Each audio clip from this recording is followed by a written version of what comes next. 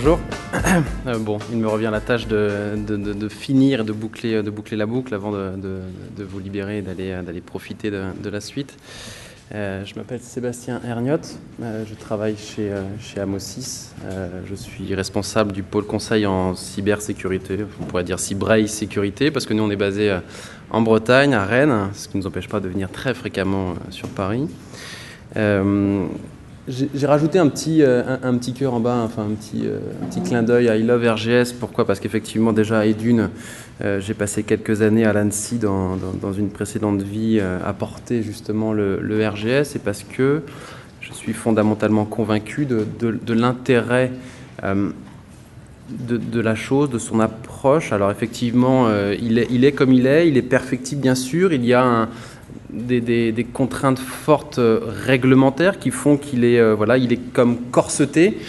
Ce que je vais essayer de faire, et j'ai aussi rajouté ce petit cœur parce qu'effectivement je vais peut-être un peu l'égratigner par moment en fait. Il y a quelques endroits, il y a quelques limites, d'où le thème de mon intervention, mais il y a de gros atouts.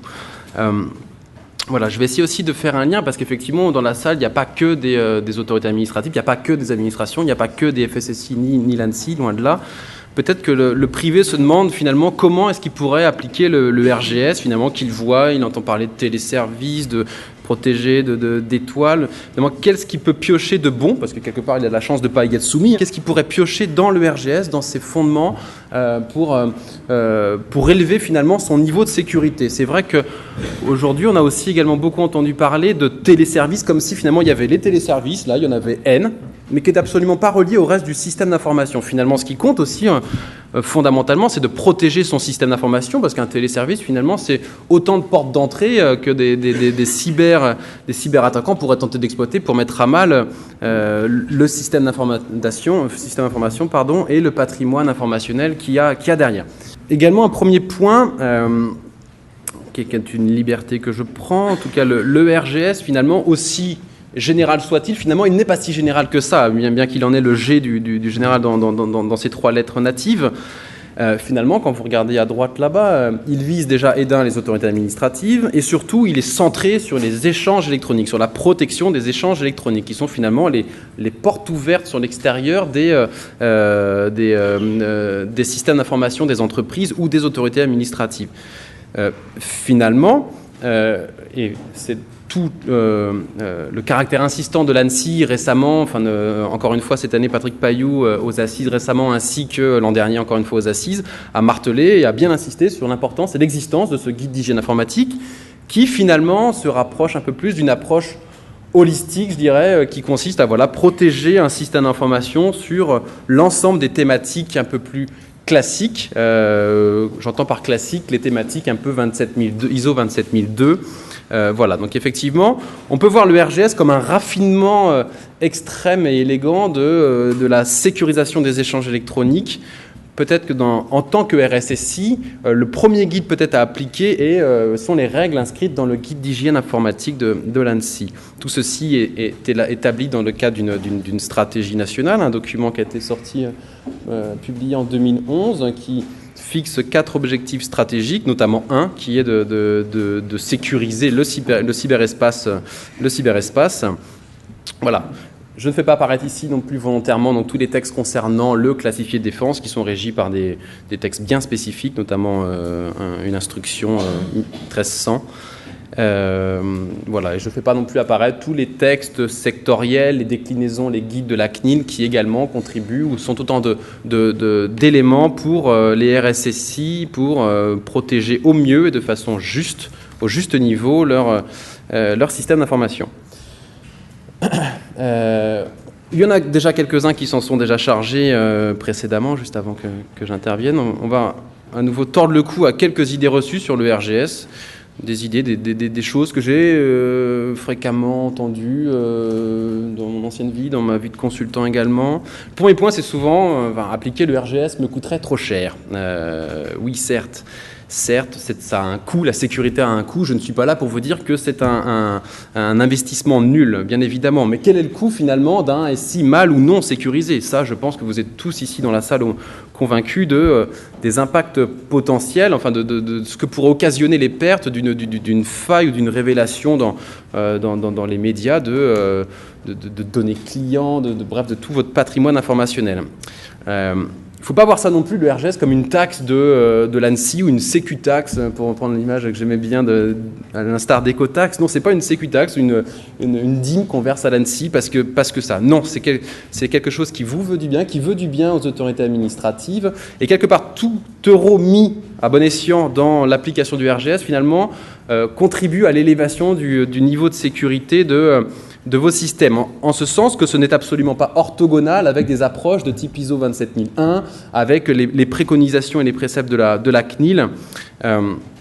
Voilà.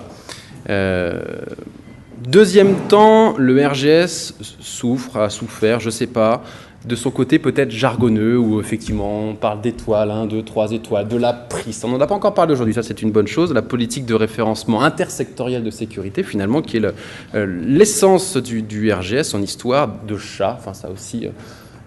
donc souvent un argument qu'on oppose c'est le RGS c'est jargonneux, ça ne parle que de PKI. Non, justement... en deux notions, si on avait à retenir deux notions, et j'applaudis la présentation qui vient d'être effectuée sur le retour d'expérience à Bordeaux. Effectivement, la thématique fondamentale du RGS, c'est l'homologation de sécurité, qui est l'acte par lequel j'atteste que moi, autorité, j'ai bien pris en compte les risques, que j'assume les risques résiduels et que le système peut entrer en production. L'autre point fondamental du RGS, c'est finalement la confiance qui est insufflée dans les produits qui ont fait l'objet d'une labellisation, d'une qualification en l'occurrence, ainsi que les prestataires qui peuvent accompagner la mise en œuvre d'actions de sécurité au sein d'organismes, quels qu'ils soient, donc les PSCO comme ils s'appellent.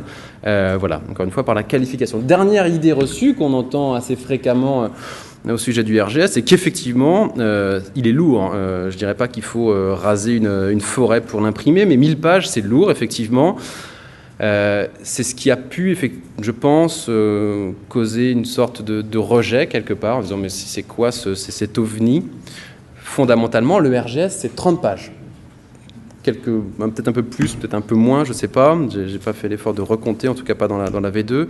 C'est 30 pages à l'intention des acteurs SSI, des RSSI, FSSI, qui définissent, qui donnent l'approche méthodique.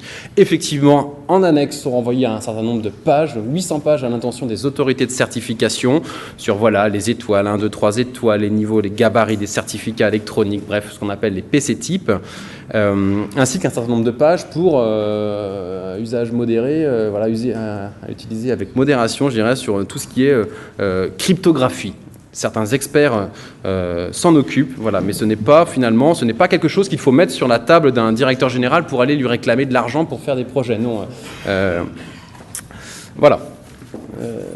Donc, j'ai quelques slides en fait, et pour chacun, je vais aborder une thématique forte, et à chaque fois, je vais peser le pour des points et les aspects un peu négatifs ou les limites. Le premier point, c'est que le RGS est un texte de loi. Et finalement, quand on regarde dans la loi, les textes de sécurité, il n'y en a pas tant que ça. Donc finalement, c'est un outil hyper puissant pour l'ANSSI, certes, mais l'ANSSI, encore une fois, veut du bien aux autorités administratives, veut du bien au secteur privé. Donc c'est plus puissant qu'un recueil de bonnes pratiques. C'est d'application obligatoire, ça s'impose. Voilà. Malheureusement, ça s'impose effectivement, mais le RGS, encore une fois, il est un peu corseté, il est un peu serré dans la notion d'échange électronique, dans la notion de téléservice. Alors, effectivement, donc il y a les règles, il y a des recommandations, qu'on aimerait bien voir devenir règles, mais en tout cas, c'est vrai que c'est très axé sur 3 fonctions de sécurité qui, finalement, sont celles qui permettent de sécuriser des échanges électroniques. Je m'authentifie à distance, je veux signer, dématérialiser, signer électroniquement des choses, je veux assurer du chiffrement entre 2 entités qui communiquent. Voilà. Par contre, rien finalement sur toutes les données que je stocke, que je traite au sein de mon système d'information, rien sur la garantie de la disponibilité, comment je m'y prends.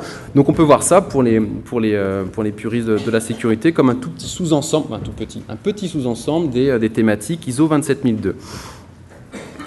Ça vise relativement large, ce texte, donc ça vise ce qu'on appelle les autorités administratives. Raphaël est passé avant moi à dire que c'est une notion qui peut être floue, effectivement. Maintenant, il faut quand même, les ministères sont visés, les collectivités territoriales sont visées, les déclinaisons ministérielles et directions centrales, régionales sont visées, les établissements publics qui ont un cas à caractère administratif ou qui rendent un service public sont concernés. On peut dire que les centres hospitaliers sont visés, que les universités sont visées, dans le sens où elles assurent un service finalement public. Malheureusement, il n'y a pas, le législateur ou le Conseil d'État n'a pas publié une liste précise, ou tout du moins permettant de savoir si réellement certaines certaines sont réellement des autorités administratives ou pas. Récemment encore, il y a à peine un mois, j'entendais un responsable sécurité d'un CHU demander s'il était soumis au RGS et l'ANSSI de répondre, en tout cas celui qui était questionné, je ne sais pas. C'est dommage, on est quand même en 2013, fin 2013, l'ordonnance existe depuis fin 2005. 8 ans, il y en a qui ne savent toujours pas s'ils sont autorités administratives. C'est dommage. Donc du coup, effectivement, il peut y avoir une tentation de vouloir s'en extraire du RGS ou de dire « moi, je ne suis pas autorité administrative » ou « pas comme les autres, un petit peu ». C'est dommage. Le RGS, au-delà de cette subtilité sur qui est autorité ou qui ne l'est pas, ça vise encore plus large parce que ça vise certes ceux qui subissent les règles, qui doivent les appliquer directement, mais ça vise également ceux qui doivent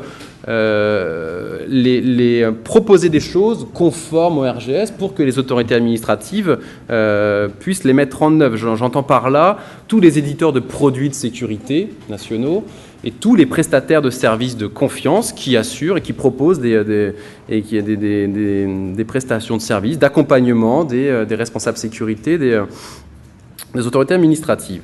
Voilà. Dernier point, ça a déjà été dit également, le recours à des produits et prestataires qualifiés n'est pas imposé. Donc ça, je l'ai mis en point rouge, effectivement. Fondamentalement parlant, quand vous regardez les textes de loi, le recours à des produits et des prestataires qualifiés n'est pas imposé. C'est peut-être dommage. Maintenant, le FSSI du ministère de l'Intérieur a quand même montré quelques failles, notamment dans le nombre de produits qualifiés, qui fait que c'est peut-être un mal pour un bien quelque part. En tout cas, c'est un fait. Bon, je l'ai mis en rouge, peut-être que c'est finalement un peu vert. Peu importe. Autre sujet, donc fondamental, donc l'homologation de sécurité. L'homologation de sécurité est une approche ultra pertinente. C'est une approche par les risques. Ce n'est pas une approche par la conformité où je prends un texte et je l'applique aveuglément, quel que soit le besoin de sécurité finalement qu'il y a derrière. Donc c'est une approche par les risques qui permet d'atteindre le juste niveau de sécurité, d'y mettre les enjeux, enfin les investissements juste nécessaires et suffisants. Donc décliné comme le présentait auparavant la mairie de Bordeaux et Advance, donc par une approche d'analyse des risques. Alors le RGS n'impose pas la méthode et c'est tant mieux. Heureusement qu'on n'impose pas EBIOS même pour des petits téléservices. S'ensuit le choix des mesures de sécurité, de sécurisation de mon système d'information, de défense de mon système d'information. Un certain nombre d'audits qui permettent quand même de s'assurer que, réellement, il n'y a pas non plus de gros trous dans la raquette, pour donner finalement aux MOA ou aux responsables métiers ou aux directions générales l'assurance qu'ils peuvent prononcer l'homologation de sécurité, en gros dire « OK, le système peut entrer en production ». c'est aussi l'homologation finalement un grand point fort dans ce sens qu'elle mobilise et qu'elle sensibilise et qu'elle responsabilise les hautes autorités, on va dire, dans les autorités administratives, mais également dans le secteur privé. C'est d'aller voir finalement les grands chefs de chantier, les grandes MOA, ou même encore un peu plus haut, les directions, en disant voilà, la sécurité, c'est pas une affaire de spécialiste, ni un sujet accessoire, où à la fin du projet, je regarde combien il me reste dans les poches, et je me dis bon, allez-y, là, les geeks là, qui vous occupez de la technique, mettez-moi des firewalls et des... Non, c'est quelque chose qui doit être pris en compte dès le début, au même titre que les fonctionnalités d'un projet naissant. Malheureusement, point rouge, il n'existe pas de guide thématique sur le sujet. Donc finalement, oui, l'homologation, certes, oui, alors une analyse des risques, oui, mais comment donc ça, c'est peut-être un point qui pourrait être comblé. Enfin, je pense que l'ANSSI aurait intérêt à produire un guide sur le sujet pour donner des repères aux acteurs sécurité, voilà, en précisant, en fonction du degré de sensibilité du système, finalement, quelles sont les pièces que je dois mettre dans mon dossier de sécurité, quelle est la profondeur de l'analyse, jusqu'où est-ce que je dois faire mon analyse des risques, comment je m'y prends pour sécuriser finalement mon parc d'applications existantes, parce que c'est bien beau de dire oui, tout nouveau projet, mais qu'est-ce que je fais de ce qui existe aujourd'hui, donc de donner également la liste, de savoir qui homologue, quelle est la valeur réglementaire de cette homologation, voilà, donc il serait peut-être également intéressant d'y inclure, de préciser la variabilité de la démarche. Il y a peut-être il est peut-être tout à fait louable de prendre des raccourcis, de faire une homologation simplifiée ou une homologation standard, voire même une homologation renforcée parfois. Une initiative, là j'ai mis une référence à un texte, une instruction ministérielle de la Défense, une directive de la DGSI qui s'engouffre dans ce sujet et décline finalement cette notion de variabilité dans l'approche de l'homologation. Il faut voir également l'homologation comme le point fort, c'est que ça ne sort pas de nulle part. Ça existe depuis de longues années. C'est quelque chose qui est ancré dans le monde du classifié de défense. Pour ceux qui ont lu un jour l'IJ 1300, document très intéressant, il y a un chapitre entier sur l'homologation de sécurité. C'est également une démarche qui est très ressemblante avec la démarche prônée par la 27001, où oui, quelque part, on vise une amélioration continue, et ce n'est pas une fois qu'on a homologué que c'est terminé. Non, le projet vit, on peut faire une homologation provisoire, on pourra y revenir, l'améliorer, et ainsi de suite. Autre point rouge, peut-être, effectivement, c'est que point rouge, attention, je me reprends, peut-être limite, c'est qu'aujourd'hui, les guides pour l'intégration de la sécurité dans les projets ne concerne que tous les projets classiques de cycle en V. Aujourd'hui, effectivement, dans les grandes sociétés d'intégration, on peut faire des sprints, on peut faire des méthodes agiles. Donc là, il y aurait peut-être besoin d'adapter les guides existants de l'ANSSI. Je passe sur une autre thématique, qui est la qualification des prestataires de services de confiance, un thème fort, qui pour une fois, je présente en premier les PSCO avant même de présenter la qualification des produits.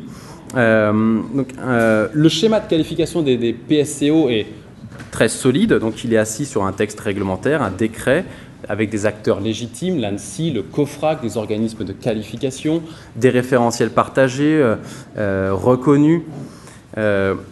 Un grand atout du RGS aussi, c'est le fait qu'on puisse itérer et donc rajouter des familles de PSCO. Donc aujourd'hui, en version 1, il n'existe que les PSCE, donc ceux qui délivrent des certificats électroniques.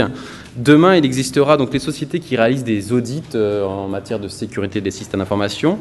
Et dans de prochaines versions, on pourra également, les autorités administratives pourront recourir à des prestataires labellisés d'investigation numérique, de cloud computing, de cyberdéfense.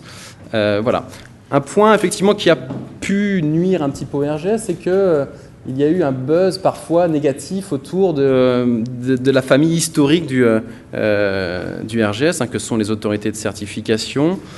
Et tout le monde finalement fait un raccourci en disant RGS égale certificat électronique. Donc voilà. Un point effectivement, ça c'est une bouée lancée à l'ANSSI, c'est bien d'essayer de labelliser des prestataires qui interviennent peut-être en aval, donc qui font des audits, qui pourraient faire de la surveillance, détecter des incidents.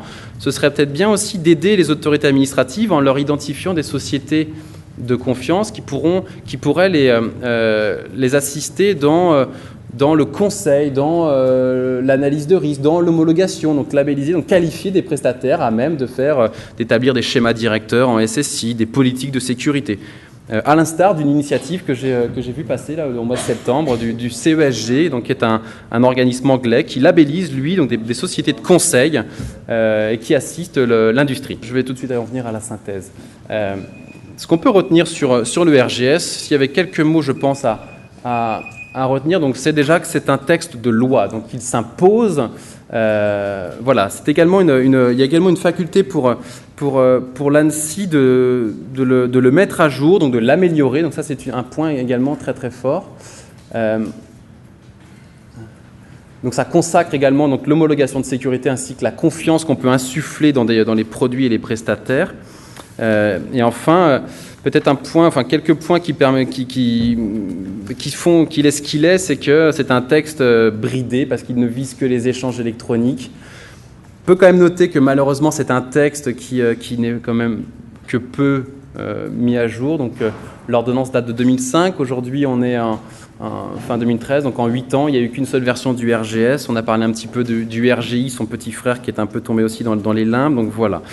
Un point également qui pourrait être amélioré à l'avenir, c'est qu'aujourd'hui, on ne parle dans le RGS que des postures statiques, les mesures de sécurité statiques, voilà, de prévention. Maintenant, voilà, les concepts de cyberdéfense n'y sont absolument pas esquissés, donc de surveiller un système, détecter des intrusions et réagir. Je vous remercie.